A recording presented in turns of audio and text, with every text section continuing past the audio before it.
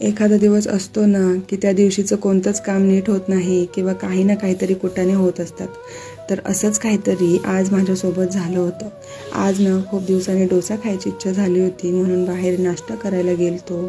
पण डोसा खाल्ल्यानंतर ना त्याला थोडीसुद्धा डोशाची टेस्ट नव्हती. खरं तर आम्हीच कन्फ्युजनमध्ये होतो की आम्ही डोसा मागवला आहे की दुसरं काहीतरी. खरी सुरुवात तर तिथूनच झाली. घरी आल्यावर पण तेलाच्या डब्यामधून तेल काढायला गेले, पण त्याचं झाकण तुटल्यामुळं माझ्याकडनं थोडं तेल वाया गेलं. आणि घरात इतका तेलकटपणा झाला की मला ते रेकॉर्ड करायची पण इच्छा नव्हती. त्यानंतर चपात्या करायला घेतल्या, त्यात पण तव्याचा इतका जोरात चटका बसला की मला मम्मीचीच आठवण आली.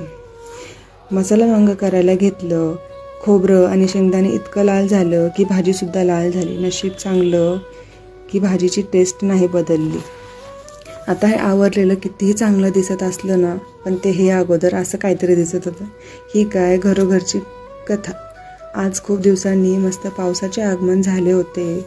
मग छान पावसाळी वातावरण बघून मला दूधच्या प्यायची इच्छा झाली. आता दूधच्या म्हणजे काय, तर दूध आणि चहा मिक्स केलेलं असतं. तर लहानपणी ना आम्हाला सकाळी आणि संध्याकाळी नुसता चहा द्यायचा, तर दूध आणि चहा मिक्स करून दिलं जायचं. एवढा मोठा शब्द कसा बोलणार ना की दूध आणि चहा दे, तर त्यापेक्षा ना आम्ही दूधच्या दे असं म्हणायचं. आज खूप दिवसांनी दूधच्या पेले म्हणून लहानपणीची आठवण आली. चला बाय, जय गणेश.